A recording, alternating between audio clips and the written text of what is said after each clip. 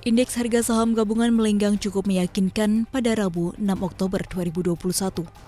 Rally harga komoditas batubara dan minyak kelapa sawit mengangkat IHSG tembus ke atas level 6.400. Bukan hanya tembus level psikologis, nilai transaksi pun cukup jumbo, yakni 21,15 triliun rupiah. Bukan hanya itu, tak tanggung-tanggung, investor asing juga melakukan aksi beli di pasar reguler hingga mencapai 3,32 triliun rupiah. 10 sektor mampu menguat dan hanya satu sektor yang melemah. Sektor energi masih melanjutkan penguatan setelah berhari-hari rally. Kenaikan sektor ini disebabkan harga batubara dan minyak kelapa sawit yang terus membumbung tinggi. Bukan hanya itu, lompatan harga komoditas juga memicu spekulasi bahwa kinerja emiten tambang dan perbankan yang menjadi krediturnya akan membaik. Sehingga hal itu akan berdampak pada perekonomian nasional yang masih ditopang sektor komoditas.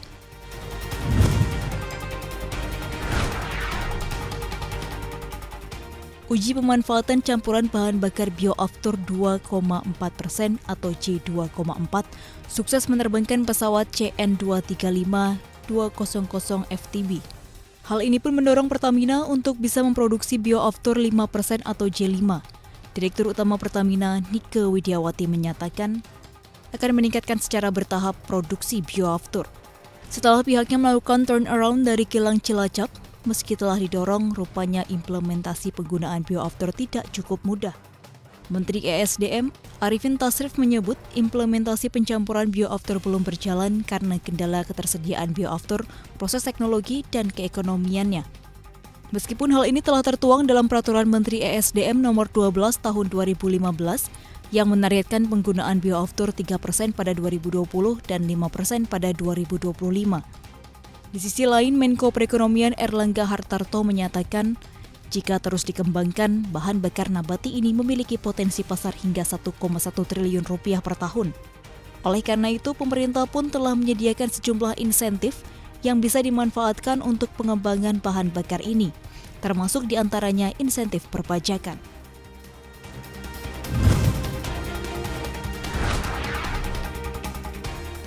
Langkah Indonesia untuk terlepas dari ketergantungan pada dolar Amerika Serikat terus berlanjut. Yang terbaru, Bank Indonesia menjajaki penggunaan mata uang lokal atau local currency settlement dengan Filipina dan Singapura. Nantinya transaksi perdagangan antara Indonesia dengan kedua negara tidak lagi menggunakan dolar Amerika, melainkan dengan rupiah, peso Filipina, dan dolar Singapura. Selain dengan Filipina dan Singapura, Bank Indonesia telah bekerja sama dengan sejumlah negara lain untuk program mata uang lokal. Antara lain seperti Jepang, China, Thailand, dan Malaysia. Gubernur Bank Indonesia, Peri Warjio menyatakan penggunaan mata uang lokal antara Indonesia dengan sejumlah negara mitra dagang perlu dilakukan karena bisa memberikan dampak efisiensi. Apalagi hubungan Indonesia dengan negara-negara tersebut juga menyangkut masalah aliran investasi. Selain itu, kebijakan ini juga bisa memberi dampak stabilisasi bagi pasar keuangan masing-masing negara. Sebab pasar keuangan jadi tidak mudah naik turun akibat pergerakan indeks dolar Amerika terhadap mata uang lain.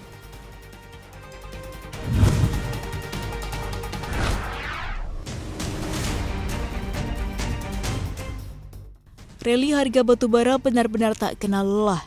Di pasar ICE Newcastle pada penutupan 5 Oktober 2021 saja, harga batubara ditutup pada level $280 Amerika per ton, alias melonjak 12,45% dibanding hari sebelumnya.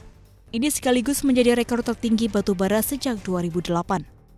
Dari dalam negeri, rally harga batubara global membuat pemerintah menetapkan harga batubara acuan menjadi $161,63 Amerika per ton pada Oktober 2021. Level ini naik sekitar $11,6 Amerika per ton dibandingkan dengan HBA September 2021, yakni $150,03 Amerika per ton.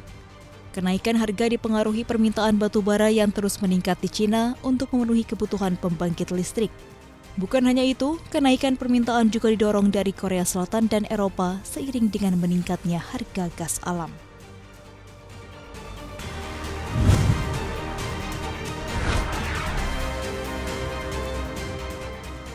Masih soal energi, rally harga gas alam membuat Eropa dibayangi krisis energi. Sejumlah negara pun mulai membunyikan alarm peringatan. Prancis dan Spanyol mendesak Brussel untuk pemerintahan Uni Eropa turun tangan.